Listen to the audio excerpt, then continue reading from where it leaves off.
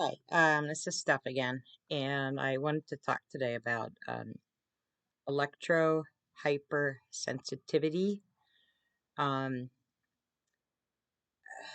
you may or may not have heard that term. It's sometimes called electrosensitivity, EMF sensitivity.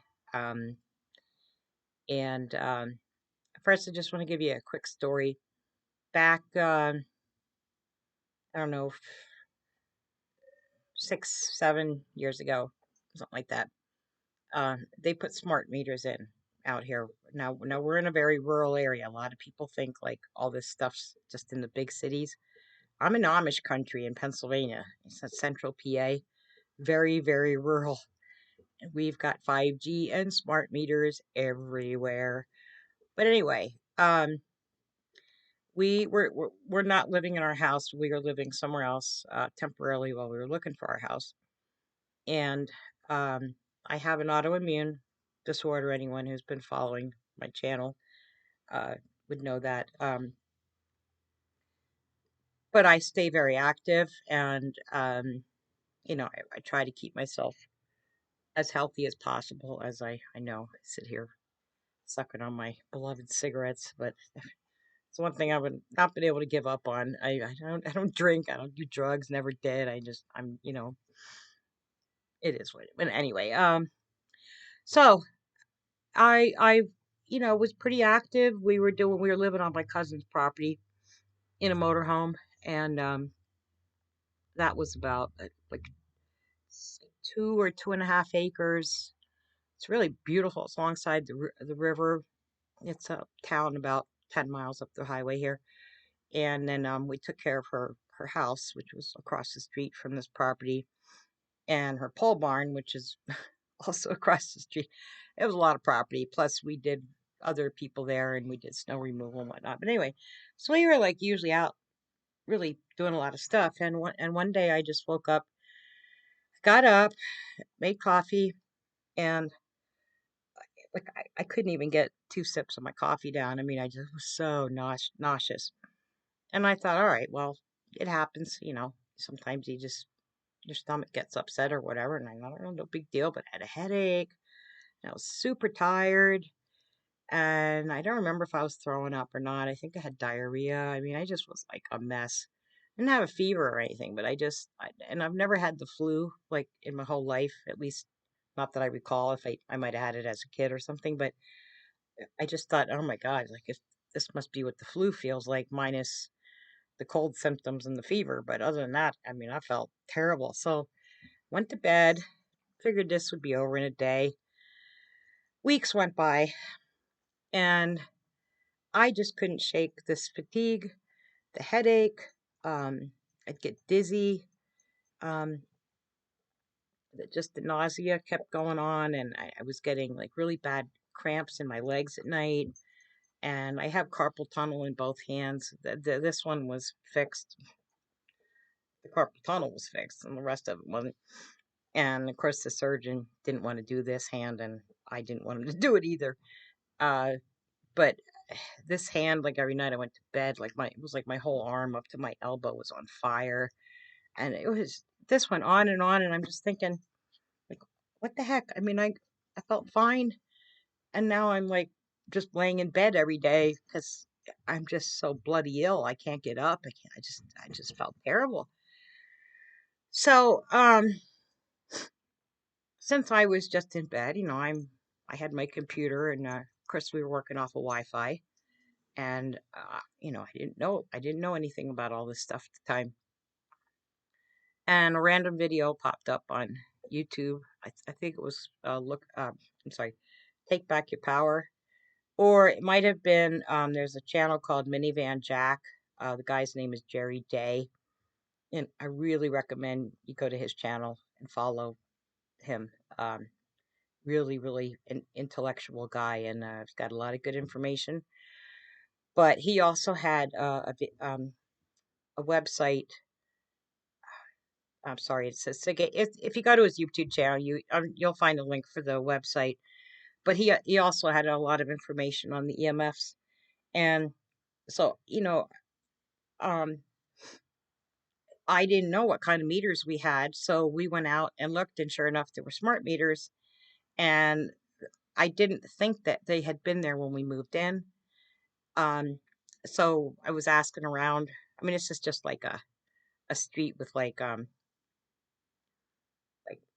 four houses on it. So the total population of that town was like 400 till we moved in. It was 402. So it's like 7 by 7 streets, and it's like, and you're through it. I mean, we're talking real small town. So anyway, we found out when the smart meters approximately had been put in, and I thought back, and I was like, well, that's kind of about the time I started feeling sick. And I kind of put two and two together, and I started digging into the smart meters, and that just led to electromagnetic frequencies, the radiation, the Wi-Fi, the smart meters, the pulsing frequencies, the biological effects. And then I got to the sensitivity part, and I was reading symptoms, and I found an article. It was actually written by a doctor, medical doctor, who kind of went through the same thing I did. He just all of a sudden started feeling really sick all the time, and what was going on, and he couldn't figure it out. So I guess he went to like his doctor or a doctor, and they couldn't figure it out. And eventually, he, like me, just kind of figured out on his own what was going on. And I'm really passionate about this because you know I think there are a lot of people who are sensitive to this stuff, and they probably just don't realize it. And unfortunately, in this country, um, if you go to your doctor, like they're good luck getting a diagnosis. Um, you know, European countries are much more savvy to this, and in fact, I don't know where I ran across this, and I don't want to say this for a fact, but I'm pretty sure it's a fact that I saw somewhere that if you live in Sweden, that they will actually uh, put people on they consider this a disability. They'll award you disability for being electrically sensitive. And believe me, there's tons and tons and tons of information on this, and I don't want to sit here for hours and hours, but I did want to just say that in March of 2020, this study was published. I don't know if you can see that. Put it in front of my face. I think you can see that. Anyway, this was published in the International Journal of Molecular Sciences, and it was published March 2020. And if you just type this title in, it's kind of a big study. It's a meta-analysis of a bunch of other studies. They looked at other studies that were basically flawed, and which unfortunately a lot of studies are. But this is a very good study to read through, and it kind of gives you an idea of how studies are done and how they can kind of manipulate. Lying with statistics, I think is what they call it, or lying with the numbers. But anyway, it's called electrohypersensitivity as a newly identified and characterized neurologic pathological disorder, how to diagnose, treat, and prevent it. Again, International Journal of Molecular Science, March 2020, publication date. And I also have, I keep these in my wallet now because, well, I just switched family doctors, and I really only use them like to get tests and stuff. I don't rely on them anymore because I've been through on this nightmare medical merry-go-round for like 11 years now. Um, trying to get various diagnoses. This autoimmune disorder I have no one's ever heard. I always get everything no one's ever heard of. But anyway, so I carry these around. These are the diagnostic codes, ICD codes, International Classification of Disease, and they do exist.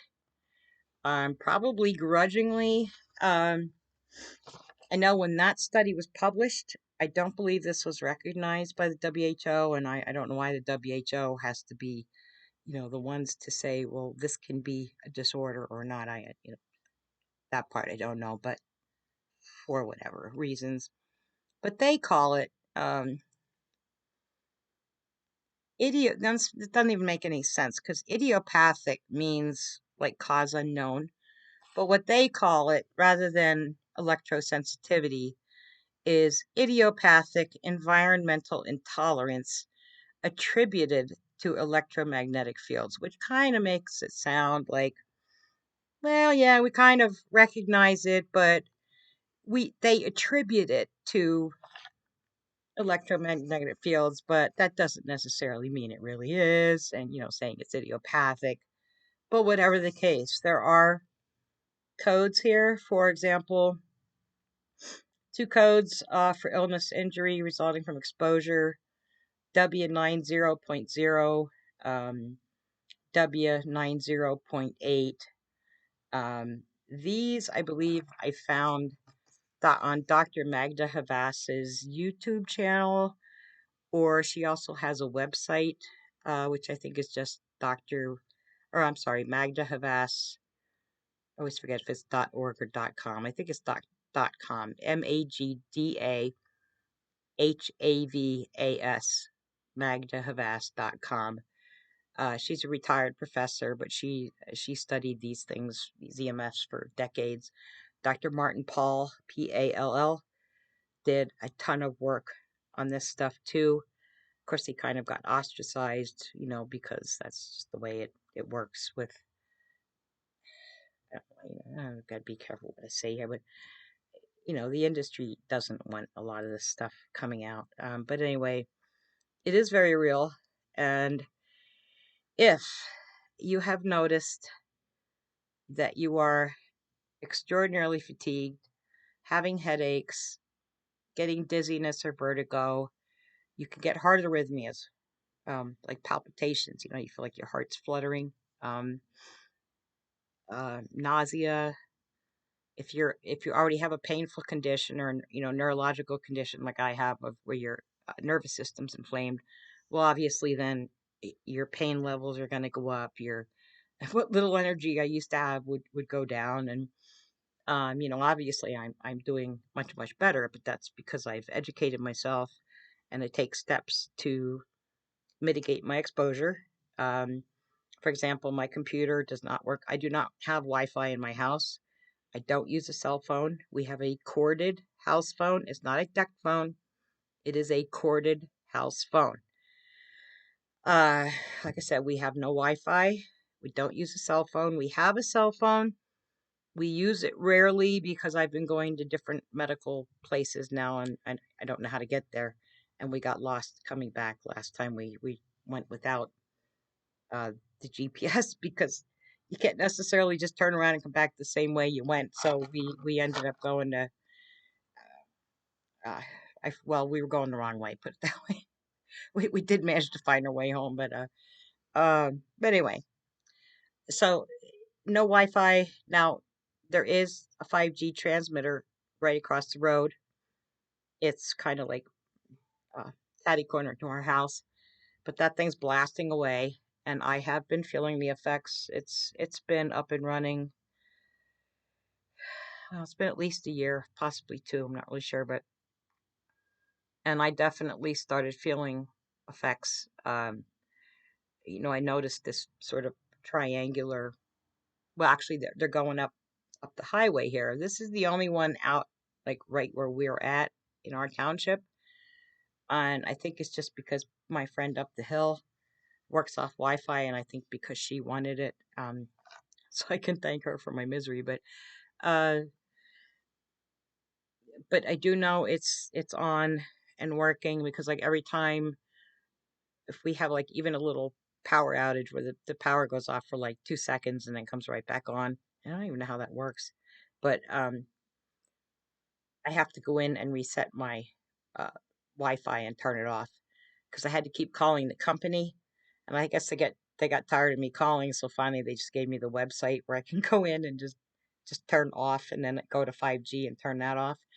Because like I kept calling. I'm like, you need to turn my Wi-Fi off, and they're like, you don't want your Wi-Fi? I'm like, no, I don't want my Wi-Fi. I don't want any Wi-Fi. I don't allow people to come in here and use their cell phones.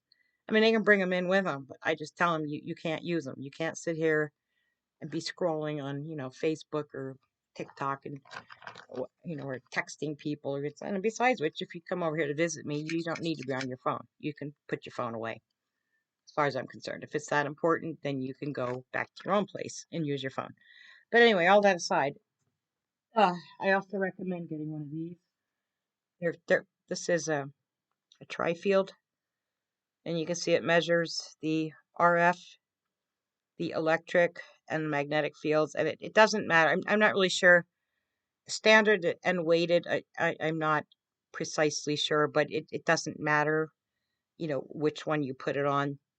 And I have a little cheat sheet on the side. I know you can't see it, but I have a little cheat sheet on the side so I know what the uh, quote safe levels are of the magnetic fields, the electric fields. What the electric is it measures dirty electricity.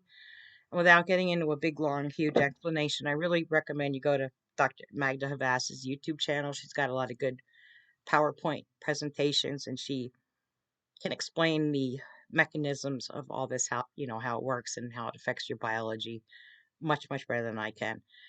I'm just talking from personal experience with being very sensitive. And I really think I've been sensitive to electricity my entire life, because you can also be sensitive to just electricity. And if you read the books, Body Electric, the one by, I think it's Becker. There's two authors, because there's two books by the same name. They're different authors. The Body Electric, it has two authors. I can't think of the one guy's name. The other one, I think his name is Becker or Baker. I believe it's Becker. Uh, and then if you read The Invisible Rainbow, which is talking about the electromagnetic spectrum, that explains, like I said, all the ins and outs, and much, much better than I can. I'm just trying to put some information out there for people who, maybe, well, for instance, I have two friends older than I am. I know, believe it or not, there are people there that are older than I am. Um, our one friend lives in an apartment and like off an alleyway, and on the other side of that alley is an Advance Auto. And right in the middle of their parking lot, they put up a pole with this huge 5G transmitter. And since that thing went up, he's always like, "Oh, I'm always so tired all the time and everything." And I'm like, "Well, yeah." I said, "You've got that transmitter right, you know, a couple 100 feet, from your apartment." And I said, "Plus you use Wi-Fi, and because he's too cheap to pay for internet, so he always uses one of his neighbor's Wi-Fi." Um, and this stuff, by the way, does do biological damage. Just because you don't feel the effects like I do, and a lot of people do, doesn't mean that it's safe for you. And for children too. In fact, the other day I had to go get some blood work, and I'm sitting in the waiting room at the hospital in the lab, and I looked over, and there's a mom with this little kid, and I don't know if it was a cell phone, or I don't know if they make toys for kids that age that look like cell phone. I mean, I'm obviously not in that category where I'm buying stuff for little kids, but anyway, he had a little device, looked kind of like the size of an iPhone, and I just thought, oh, first of all, little kids' bones absorb this radiation much more readily than ours do. And of course, little kids, if you look at babies and toddlers, you notice their heads are much bigger in proportion to their bodies. They're like puppies and kittens. They have to kind of grow into their heads. And um, I mean, I'm not comparing dogs to little kids. I'm just saying puppies, when they're little, they got giant paws and a great big head. At least this guy over here did. And I said, I hope you grow into your head one day, because the other dogs are going to make fun of you. But he was cute. But anyway, but they absorb this radiation uh, so much more readily than people do. It causes DNA damage. It can cause clumping of the blood cells. It can, like I said, for short exposures, cause headaches in people, dizziness, fatigue, all kinds of stuff. And in fact, the very first time I got vertigo I was like 48, 49 years old, and I'm 63. and I was sitting at my computer. We were working off Wi-Fi.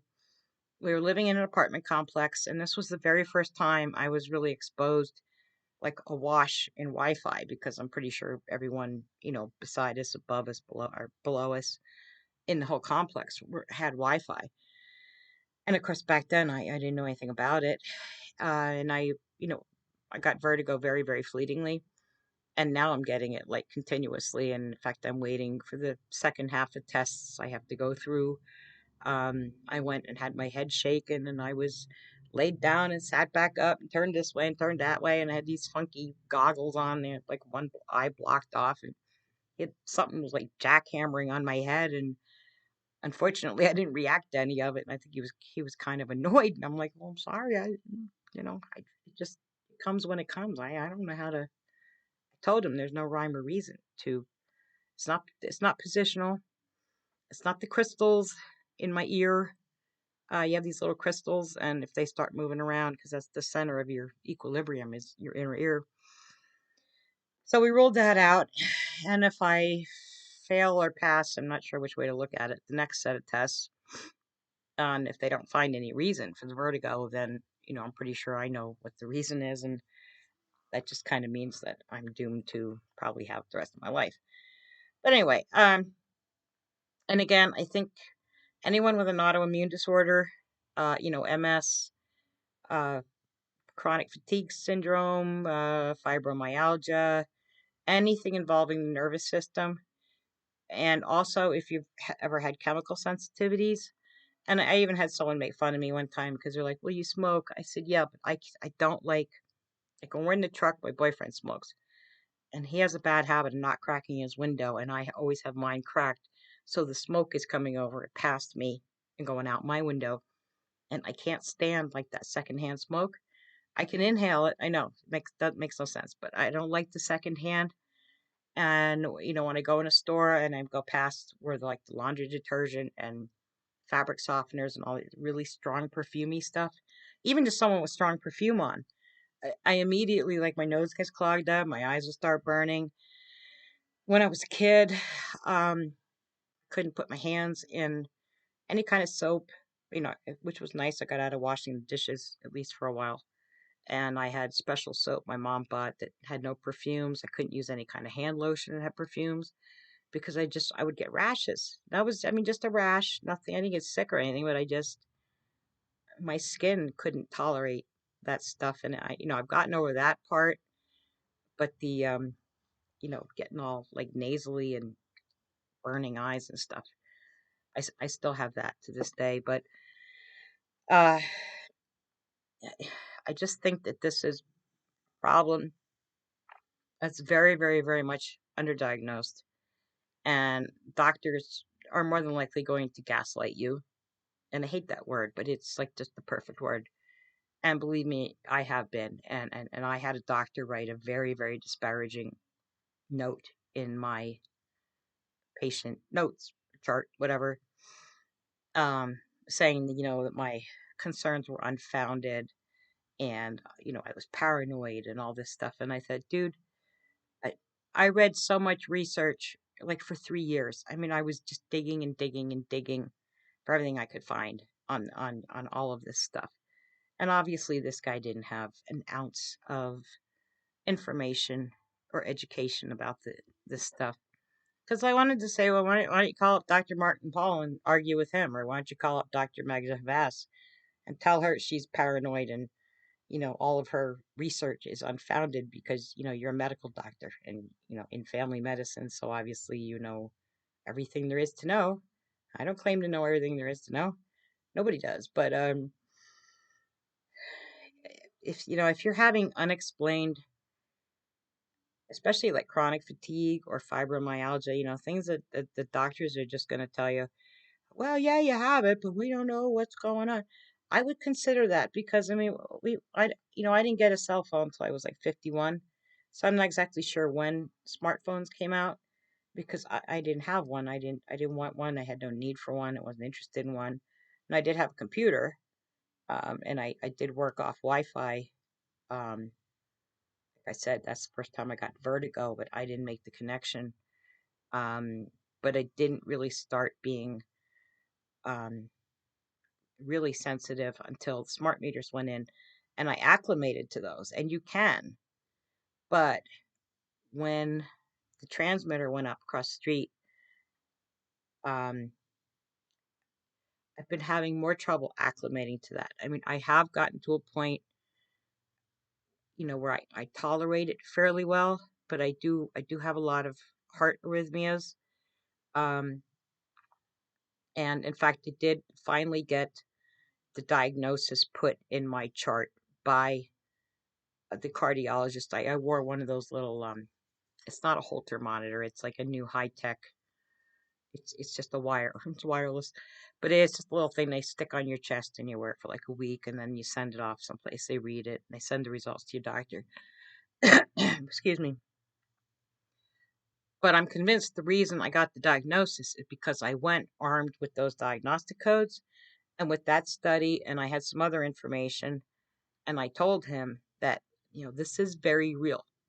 And, there are diagnosis codes for it. It does exist. I gave him the name of the study. In fact, I gave him the study. He did flip through it and he said he would look it up later and read it. And he must have, because when I looked to see what the notes were after the visit, sure enough, he put it down as a diagnosis. So it just goes to show, if you go armed with some ammo, with some documentation to back up what you're saying, uh, don't allow these doctors to gaslight you and treat you like, oh, that's nonsense. That doesn't exist. I talked to a woman, well, at least like 5 years ago.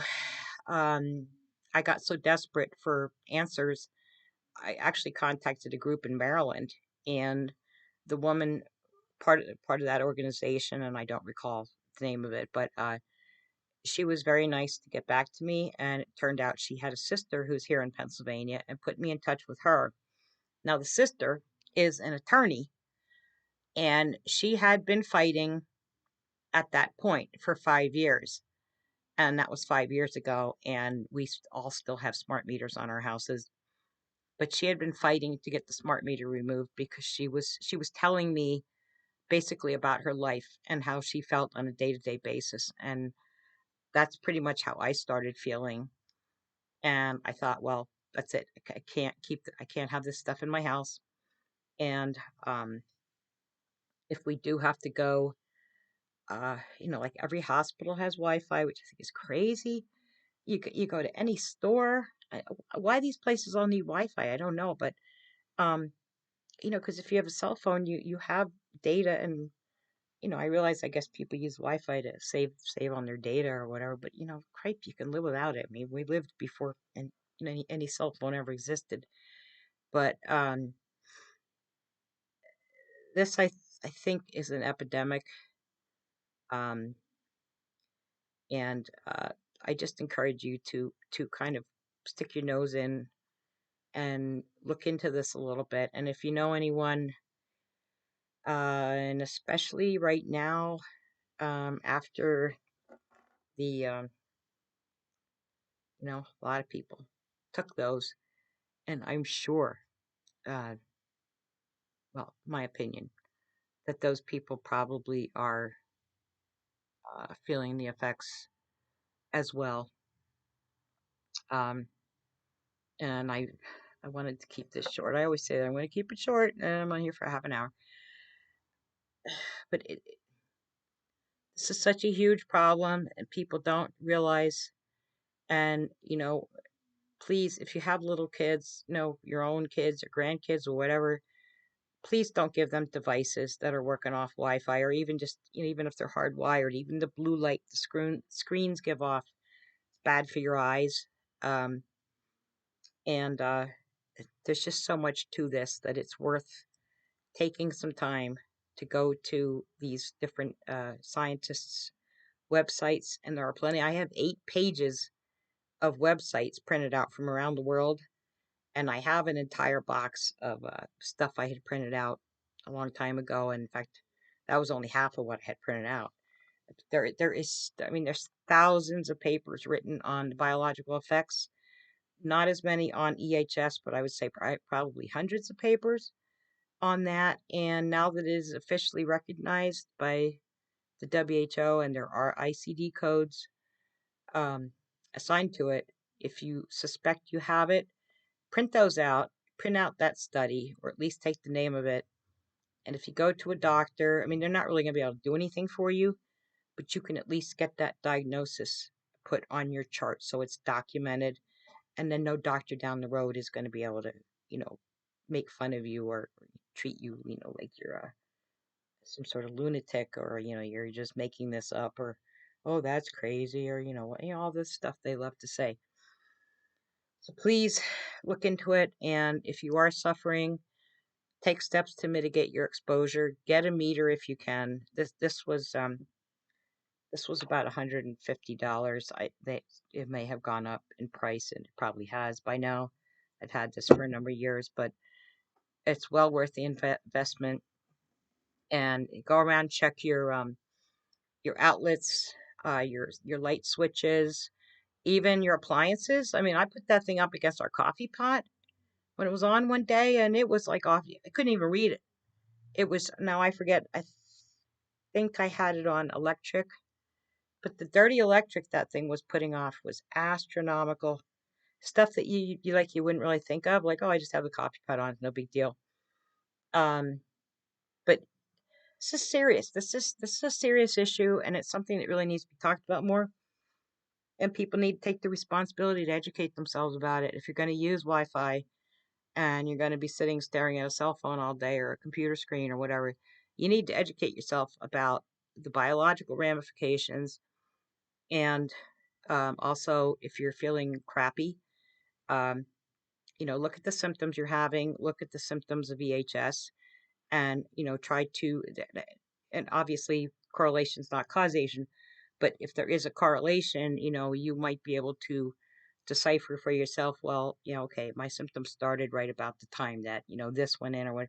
And also keep in mind, pretty much all the meters are smart now. Like we have a smart water meter in our basement. So I've got a smart meter underneath me. I've got one out there on the wall right outside our downstairs bathroom. And then I've got that transmitter across the street. Plus we've got, all the towers up on the mountains and all the transmitters up the road. So we're all getting bombarded with this stuff on a daily basis. And it's crucial because Wi-Fi is, in my opinion, is a weapon because they know it's harming you, and yet they don't tell you, or they don't update the safety standards. I don't even think they really know what a safe level is. But and then you're paying your internet provider to basically hasten your own demise, which that isn't the definition of insanity. I don't know what is, but so please look into that stuff. And if you have any comments, leave them below. If there's any other information I can give you, leave me a comment. I will try to dig up, any answers to any questions because I'm not an expert, but I'm pretty good at resources and could point you in the right direction um, or whatever. But um, oh, I got paint on my arm. I'll look like I'm all full of blood. It's paint. I need to get the paint washed off my arm. So anyway, so that's it. I just wanted to make kind of like a little public service announcement. And I hope you are not suffering from this. If you are, please take steps to mitigate it. And if you need any assistance, I'd be more than happy to help or point you in the right direction. Just leave a comment below. And thanks for your time and hope you have a great day. Bye.